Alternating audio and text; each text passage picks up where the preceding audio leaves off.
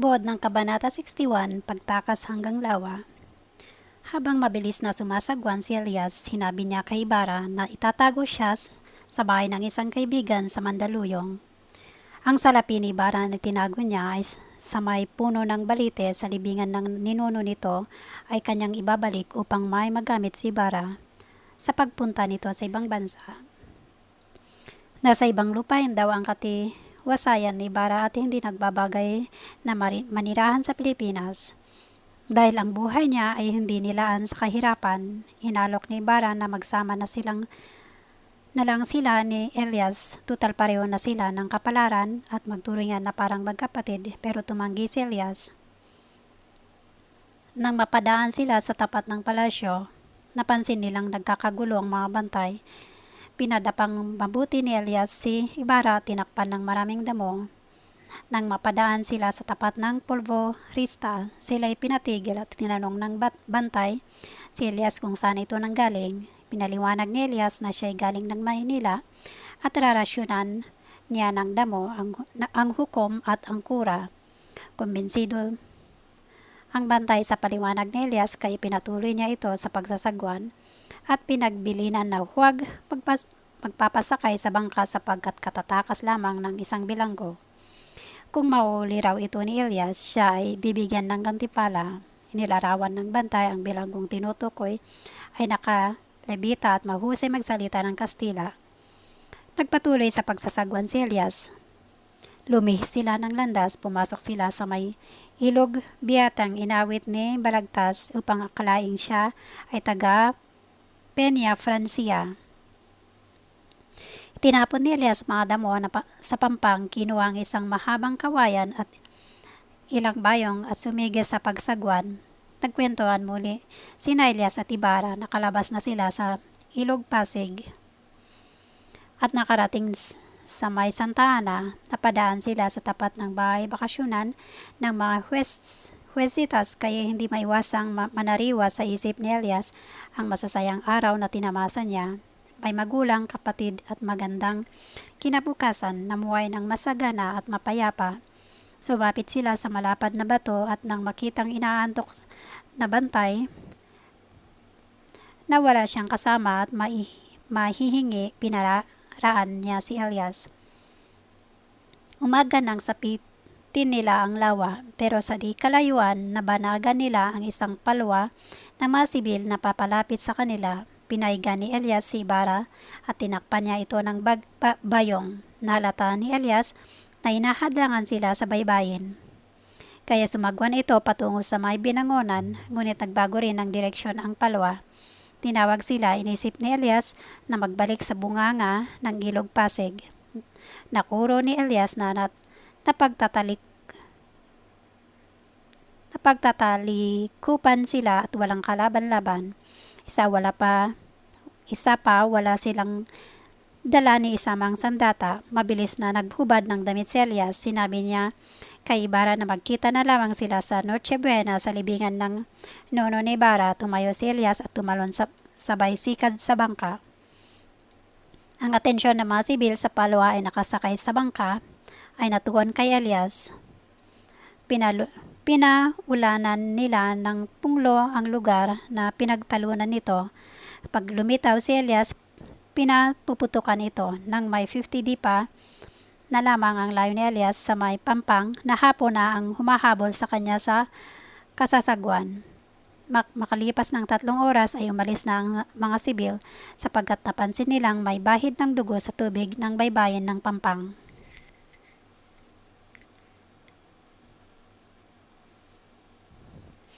Tumatawan sa kabanatang ito, Crisostomo Ibarra, siya ang mastiusang lalaki na pinaghahanap ng mga Gwardiya Sibil. Siya ay nakasakay sa bangka ni Elias na itinakas ng binata. Siya ang sinabihan ni Elias na pumunta na ito sa Riopa at doon na mamuhay ng payapa. Para sa kanya magiging tahimik si Ibarra sa ibang lupain, pero ang naisa na ni Ibarra kung siya ay mangingibang bansa ay isasama niya si Elias dahil tinuring siya nitong parang kapatid, ngunit tumanggi ang binata. Elias, ang binatang may matipunong pangatawan, siyang naglistas ng buhay ni Ibarra. Tumalon siya sa tubig upang iligaw ang mga Gwardiya Sibil. Pinatago niya sa ilalim ng mga bayong at basket na kawayan si Ibarra upang hindi ito makita, kaya siya ang hinabol ng mga konstabularyo at pinagbabaril, ngunit kahit may tama ay pilit pa rin nilangoy ni Elias ang pampang, ngunit itinakala ng lahat na si Ibarra ay patay na sapagkat pumula na ang tubig sa lawa.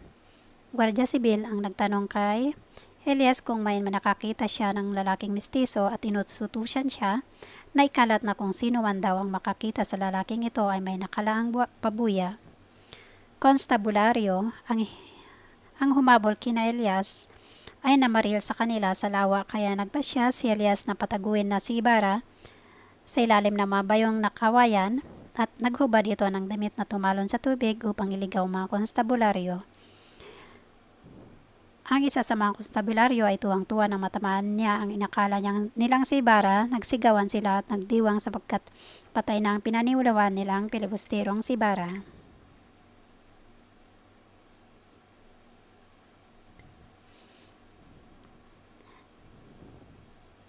Panimula, mabuhay na ang mga taong nagmamahal, naghahangad ng kabutihan at nakatakdang mamatay para sa inang bayan. Ilang Pilipino kaya ang nakahandang magsakripisyo para sa bayan? Kung naaalala ninyo, ang dating senador na si Ninoy Aquino hindi mapa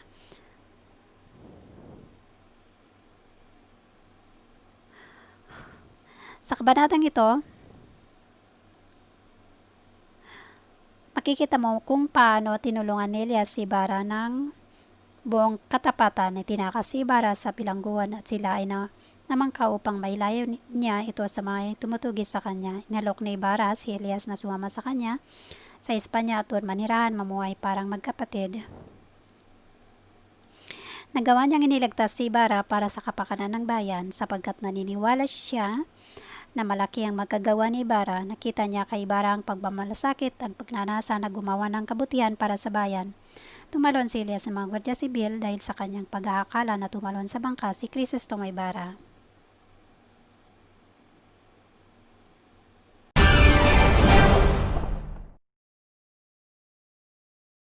Buod ng Kabanata 62, nagpaliwanag si Padre Damaso. Umaga, hindi pansin ni Maria ang maraming regalo na nakabunton sa itaas ng hapag. Ang mga mata niya ay nakapako sa diyaryong nagbabalita tungkol sa pagkamatay o pagkalunod ni Ibarra. Pero hindi naman binabasa ni Maria ang dyaryo. Pamaya-maya dumating si Padre Damaso na hinilingan kagad ni Maria na sirain ang kasunduan ng kanyang kasal kay Linares at pangalagaan ang kapakanan ng ama. Sinabi ni Maria na ngayong patay na si Ibarra, walang sinumang lalaking kanyang pakakasalan. Dalawang bagay na lamang ang mahalaga sa kanya, ang kamatayan o ang kumbento. Napagmuni ni Padre Damaso na pinaninigan ni Maria ang kanyang sinabi, kaya humingi ito ng tawad sa kanya. Napahagulgol pa ito ng malakas habang binibigyan din niya ang walang kapantay na pagtingin kay Maria. Wala siyang nagawa kundi pahintulutan na pumasok sa kumbento si Maria kaysa piliin nito ang kamatayan. Umalis si Padre Damaso na sakbibi ng lumbay. Tumingala ito sa langit at pabulong na sinabing totoo ngang may Diyos na nagpaparusa. Hiniling niya sa Diyos na siya ang parusahan at huwag ang walang malay niyang anak na nangangailan ng kanyang pagkalinga. Damdam na damdam ng pari ang kasipayuan dinaranas ni Maria.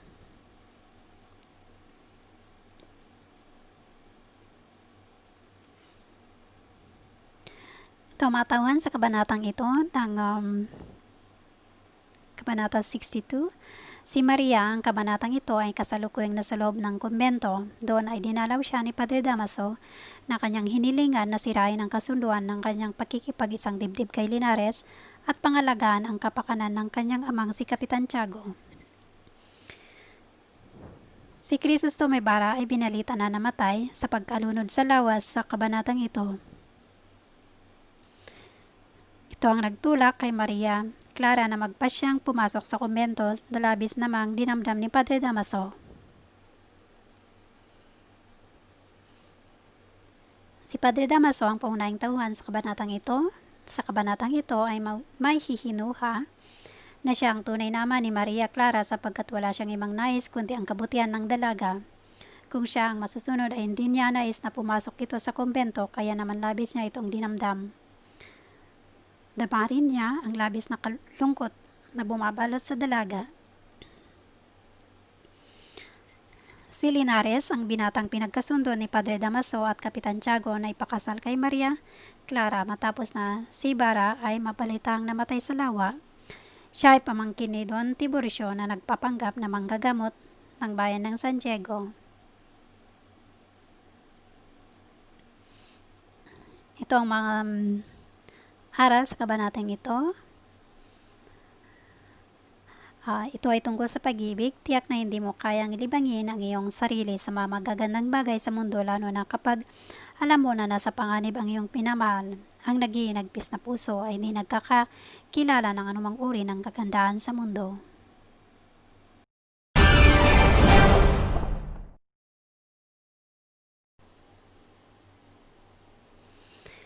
Kabanata 63, Noche Buena. May isang kubo na yari sa balubaluktot na sanga ng kahoy ang nakatayo sa libis na isang bundok. Sa dampa ay mayroong nakatirang mag-anak na Tagalog na nabubuhay dahil sa pangangaso at pangangahoy. Sa ilalim ng isang puno, mayroon isang matanda na gumagawa ng walis. Sa isang tabi naman mayroong isang dalaga na naglalagay ng mga itlog ng manok, gulay at dayap sa isang bilao. Sa di kalayuan, may isang batang lalaki at batang babae ang naglalaro sa tabi ng isang payat at putlain. Ang batang nakaupo sa nakabuwal na kahoy ay si Basilio. May sugat ito sa paa.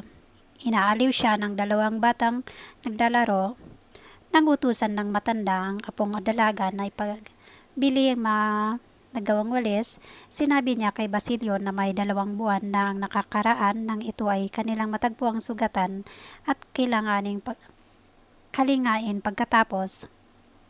Sinalaysay naman ang tungkol sa buhay nilang mag-anak, kaya nang ito ay magpaalam na uuwi na sa kanila, siya ay pinayagan ng matanda at pinagbaon pa niya ng pindang na usa para sa kanyang inang si Sisa. Samantala, Noche Buena na, ngunit ang mga taga San Diego ay nangangatog sa ginaubungan ng hanging amihan na nagmumula sa Hilaga. Hindi katulad na nakaraan na masayang-masayang mga tao, ngunit ngayon lungkot na lungkot ang buong bayan. Wala man lamang nakasabit na mga parol sa bintana ng bahay. Kahit nasa tahanan ni Kapitan Basilio ay wala ring kasigla-sigla, kausap ng kapitan si Don Filipo na napawalang sala. Sa mga bintang na laban dito nang namataan nila si Sisa na isa ng palaboy pero hindi naman nananakit ng kapwa. Ang pinsang nitong si Victoria at si Inday, si Sinang ay tumanggap ng liham buhat kay Maria, subalit hindi niya ito binubuksan sa takot na malaman ang nilalaman. Habag na habag ang magkakaibigan na sa magkasintang Maria at Ibarra. May kumalat na magbalita ng pagkakaligtas ni Kapitan Tiago mula sa bibitayin ay utang niya kay Linares. Nakarating na si Basilio sa kanilang tahanan pero wala ang kanyang ina. Paika-ika niyang tinalunton ang landas patungo sa tapat ng bahay ng Alperes. Nandoon ang ina umawit ng walang katuturan. Inutusan ng babaeng nasa durungawan ang sibil na papanhikin si Sisa, subalit nang makita ni Sisa ang tanod, kumaripas ito ng takbo. Takot, hinabol ni Basilio ang ina. Pero binato siya ng alilang babaeng nasa hagdan. Nasapol sa ulo si Basilio pero hindi ito tumigil sa pagsunod sa inang tumatakbo. Nakarating sila sa may gubat, pumasok sa pinto ng libingan ng matandang Kastila si Sisa. Ito ay nasa tabi ng punong balite. Pilit na binubuksan ito ni Basilio. Nakita niya ang isang sanga ng baliting nakakapit sa kinaroroonan ng ina. Kagad niya itong niyakap at pinaghahagan hanggang sa mawalan ng ulirat. Nang makita naman ni Sisa ang dugo ang ulo si Basilio, unti-unting nagbalik ang katinuan ng kanyang isip. Nakilala rin niya ang anak na napatili ito ng malakas at biglang napahandusay sa ibabaw ng anak, nawalan ng malay. Nang magbalik naman ng ulirat si Basilio at nakita ang ina, kumuha ito ng tubig at winisikan sa muka. Dinaitin niya ang kanyang tainga sa dibdib ni Sisa. Sinakbal ng matinding pagkasindak si Basilio, patay na ang kanyang ina. Buong higpit na niyakap niya ang malamig na bangkay ng ina at napahugulgol ng malakas pasubsob sa ina.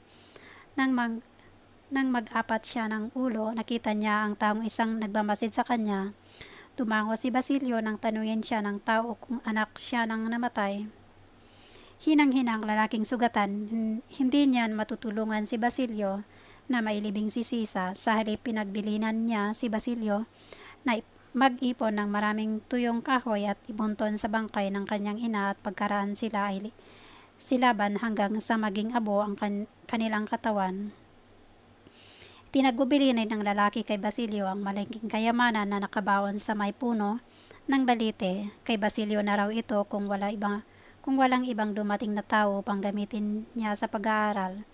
Ang lalaking sugatan na kausap ni Basilio ay 2 araw nang hindi kumakain at sa wari ay malapit ng mamamatay ay si Elias.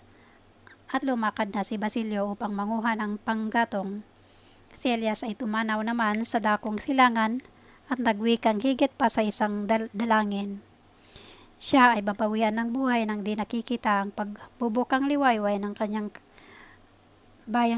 minamahal. Sa mga mapalad, huwag lamang daw limutin ng ganap ang mga nasawi sa dilim ng gabi. Sa pagkakatingala niya sa langit, kumibot hanggang sa unti-unting nabuhal sa lupa. Nang madaling araw, namalas ng buong bayan ng San Diego ang isang malaking siga na nagmumula sa may lugar na kinamatayan ni Sisa at Elias. Sinisipa ni Manang Rufa ang gumawa ng siga na hindi raw marunong mangilin sa araw ng pagsilang ni Jesus.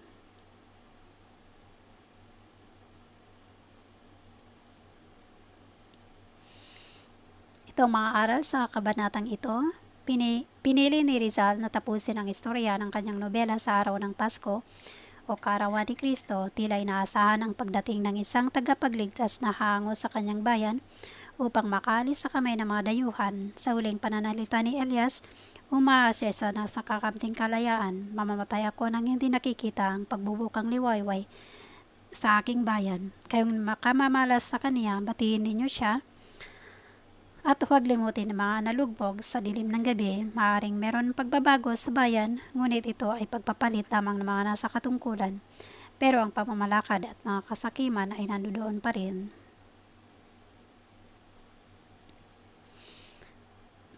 Ito mga tauhan sa kabanatang ito. Si Sisa, kabanatang ito, siya ay tuloy na wala sa sarili kahit hindi niya nakilala si Basilio. Nang una silang nagkita, biglang bumalik ang kanyang alaala ng makitang duguan ang noo ng kanyang anak na si Basilio. Nayakap niya ang anak ng baigibit at napasigaw sa kagalakan bago siya tuluyang bawian ng buhay. Basilio, sa kabanatang ito, labis ang kanyang pagdurusa dahil na 2 buwan siyang inalagaan ng patan ng lalaki bago siya nagkaroon ng lakas upang umuwi at hanapin ang ina. Labis ang kanyang paghihinagpis nang hindi siya makilala ng ina na si Sisa, kaya't gumawa siya ng paraan, ngunit sa muling pagdilat ng kanyang mata ay yakap niya ang ina at wala na itong buhay. Elias, sa kabanatang ito, siyang lalaking sugatan na nagsabi kay Basilio na kung anong dapat gawin sa bangkay ni Sisa para sigaan. Siya rin ay namatay sa kabanatang ito na hindi kailanman makikita ang pagbabagong kanyang inaangad para sa kanyang bayan.